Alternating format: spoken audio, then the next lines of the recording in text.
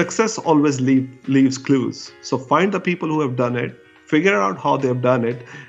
There's internet has made life much easier. There's enough information floating around. There's no reason for anybody to be not able to find the information on the things that they are trying to achieve or the goals that they have in mind.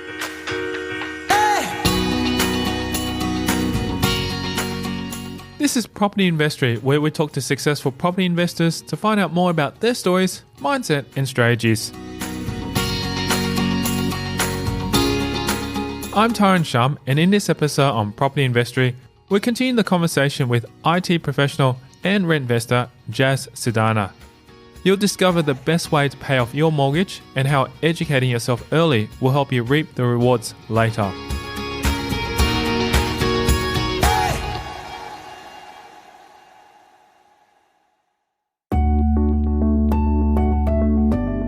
Since the beginning of his property journey, his mindset has also shifted.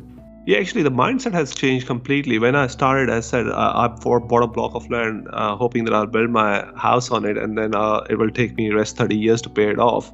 But in reality, after selling that block and buying the next house, within the first 3 to 4 years, I was able to bring debt fair bit down by just sort of putting money into it constantly and spending less on traveling and all. Although I used to travel a fair bit, but still relatively I could have done more traveling, but I decided to pay off my house quicker. And that I was able to bring the debt down pretty quickly. And from there, it was like, oh yeah, the debt's gone down, equity's gone up. So let's go and reinvest in that space. But in these challenging times when properties are worth about $1 million on average, how do you pay off such a large debt? Compounding is genuinely the eighth wonder of the world, and it does work very well.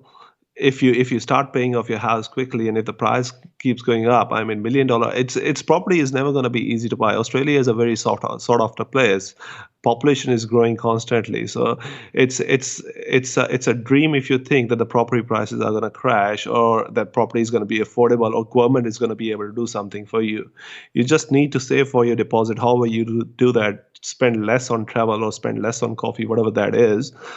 You just have to save for that deposit and get into it. And from there, it's for the first few years it will be hard, but it just sort of kicks in after that. Honestly, it's not that complicated. It's just knowing your numbers and making sure that you truly stick to them and don't spend too much money on everything else. Just try and save a little bit. And if you already have a house, just try and pay off that quicker, or go and reinvest if you've got enough equity already in it. Or otherwise, just try and save money for the deposit. If you're hoping that, there's been stamp duty changes now, and you don't need to pay stamp duty, but you still need to save enough deposit. So it's you just have to do it. No one else is going to do it for you, unless you've got wealthy parents. Then it's easier. While there is never a set percentage that Sidana sets aside to save for property expenses, he does implement a specific plan to achieve this. What I've tried to do all this time is, and it holds today true, is that I've always tried to live on one salary, although both of us were earning all the time. But all the expenses, we always try to, including the mortgage repayments, we always try to cover up all the expenses out of one person's salary, and then try and save the other.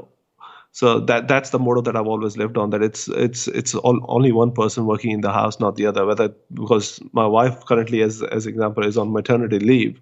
So the way I've structured my expenses, or the way I set my living standards, is basically that I can live on single income always, essentially, and anything else just goes off towards paying the mortgage. See, the thing is, there's always going to be times in life where either one person is made redundant, or you're on maternity leave, or something else has happened, health issues or whatever, that you're not able to work. So you always want to control your expenses over there and try and live within the means. And if you can do that, if both of you are working, and if one person can at least save the money, that's pretty good. I actually paid off my house last year, and it was like there's far too much equity sitting in, and then I went and bought 2 properties again, interstate this time. So yeah, I think that's the best way of doing it. One of the best things that have helped Sidana with his property investing journey is following the advice of other successful people. Success always leaves clues. So find the people who have done it, figure out how they have done it. There's internet has made life much easier. There's enough information floating around. There's no reason for anybody to be not able to find the information on the things that they are trying to achieve or the goals that they have in mind. So as an example, I'm trying to build up a 20 million portfolio or 10 million portfolio. I look at only people who have actually done that and then try and figure out how they have done it and try even get in touch with them and see if they can give me any guidance, advice. And there's plenty of ways these days to easily get connected to the people. Use social media, Facebook, LinkedIn. You can easily get in touch with these people.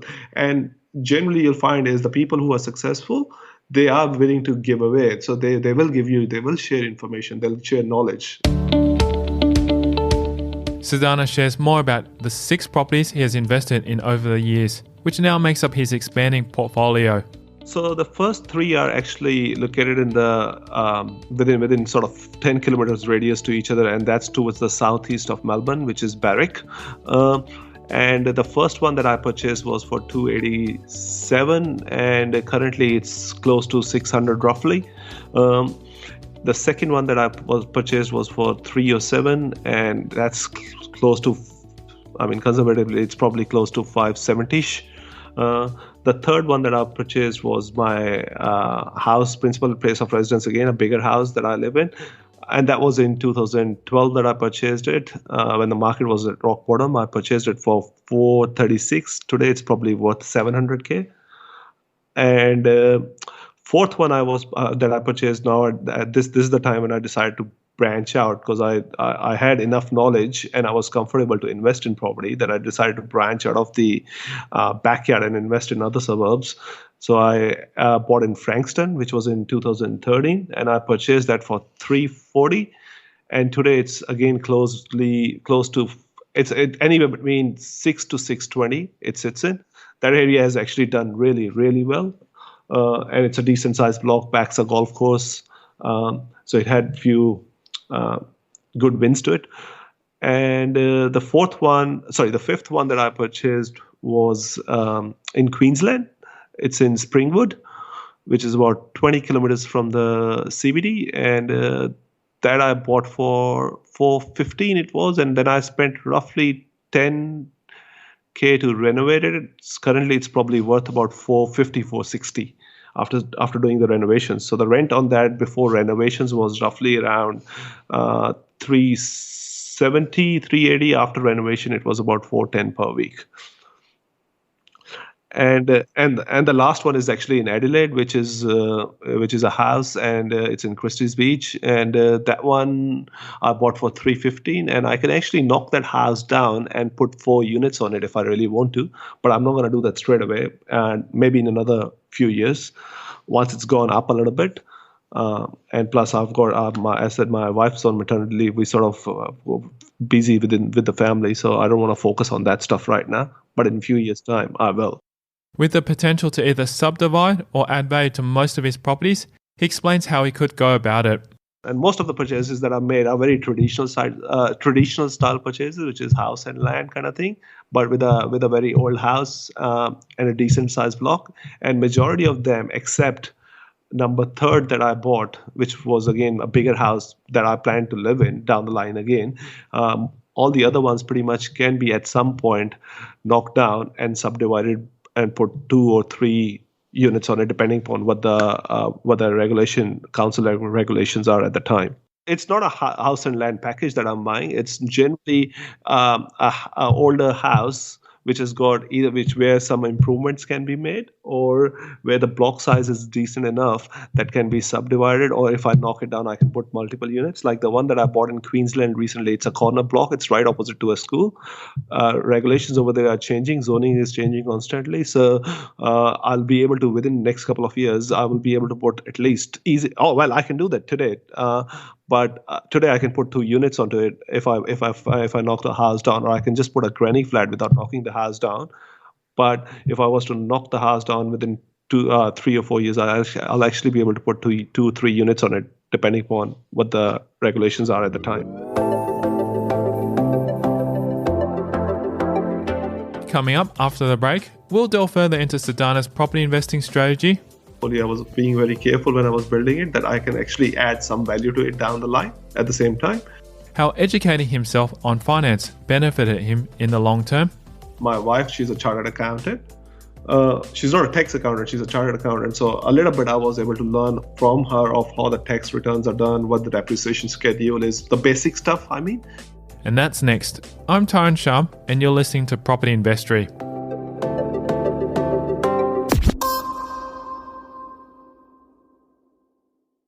Hey podcast listeners, are you enjoying listening to these stories and want more?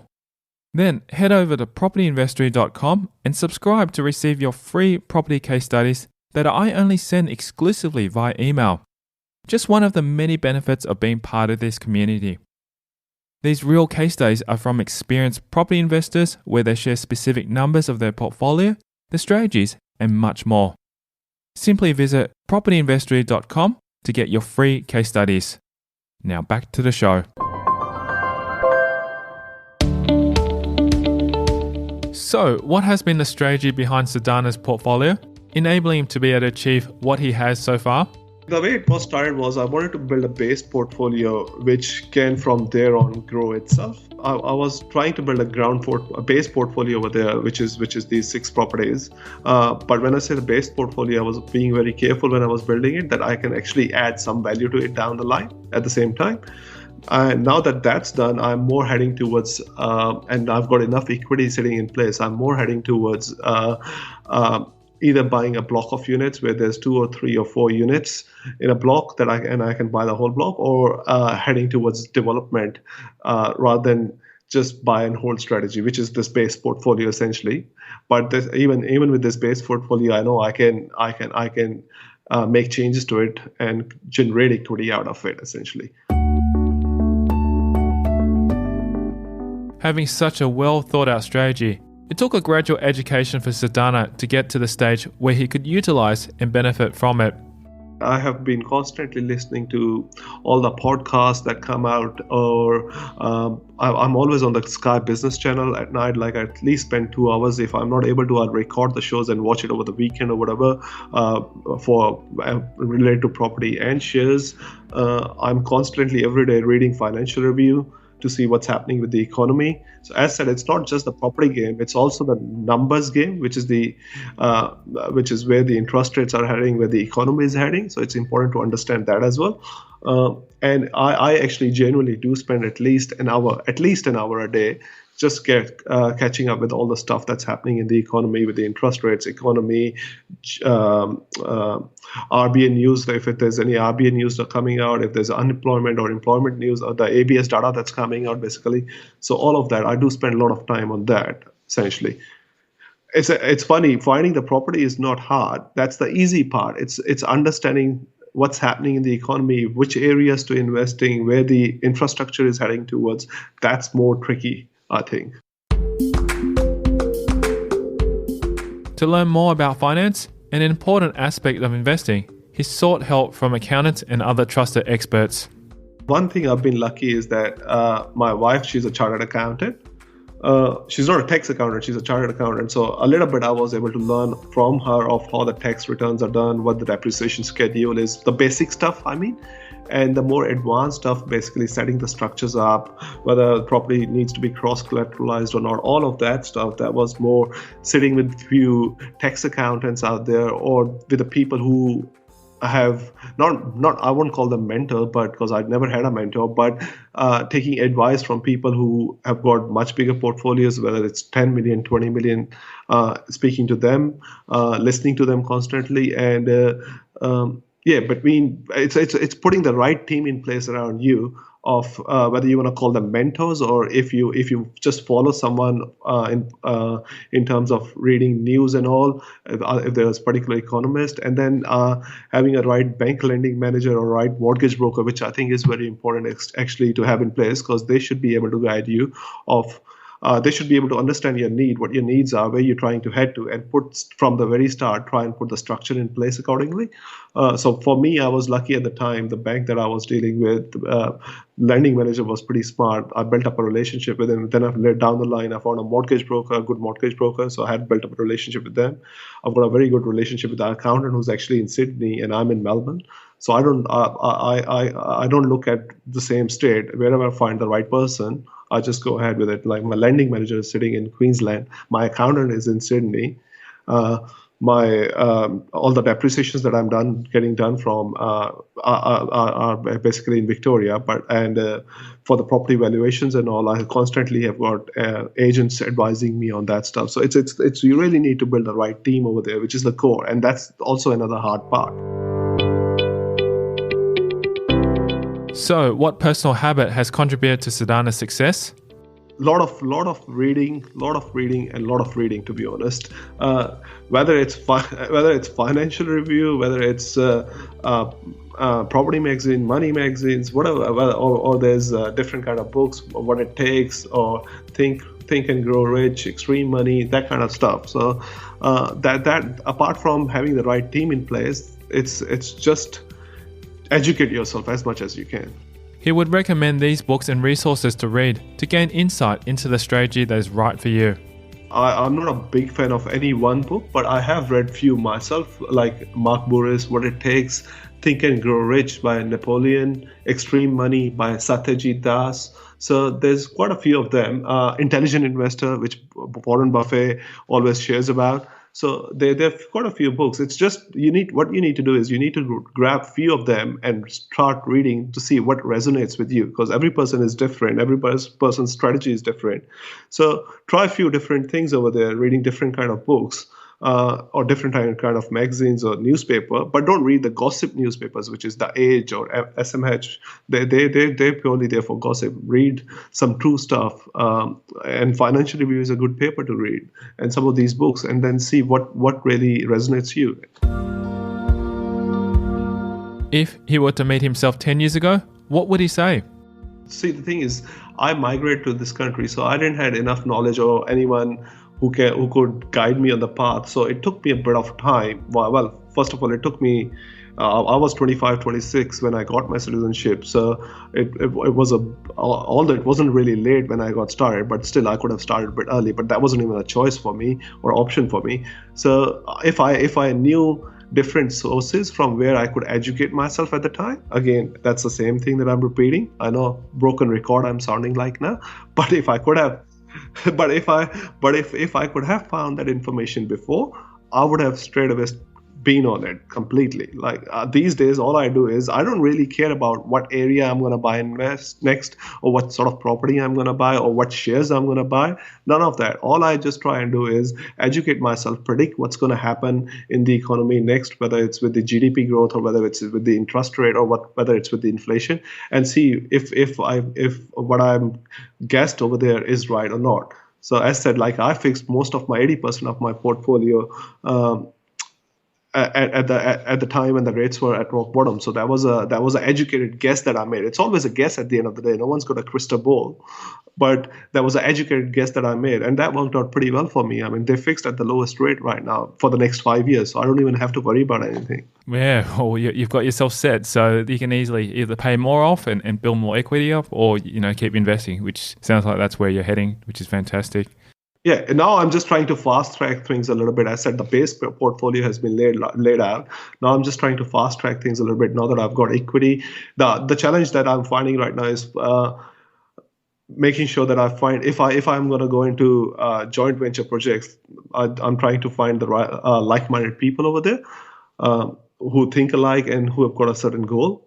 And we share our goals over there. So that's the challenging part that I'm facing right now. I've got the equity, I've got the knowledge. It's just finding the right, because with the bigger, as I start doing the bigger deals, it's just going to be that's the challenge that I face now. This is also what he's most excited about at this point in his property journey, being in a position to invest more and continue the cycle.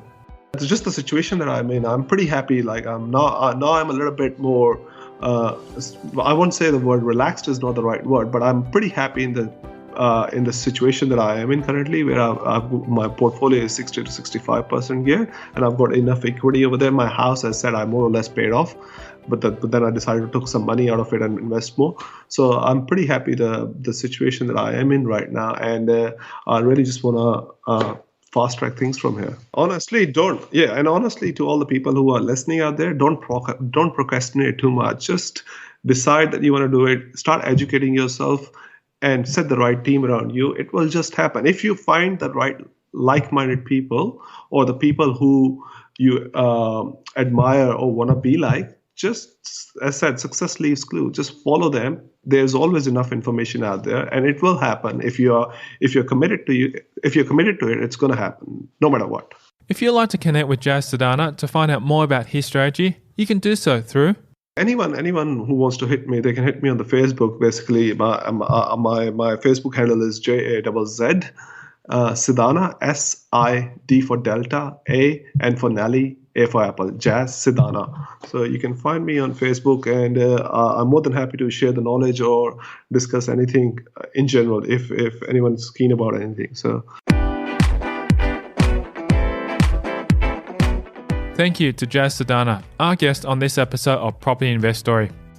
If you want to hear more about his journey, then visit our website at propertyinvestory.com. Simply type in the search bar Jas Sidana and select that episode to learn more about his story.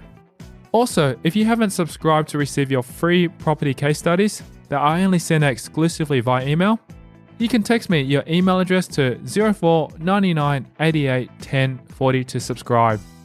These real case studies are from experienced property investors where they share specific numbers of their portfolio, the strategies, and much more.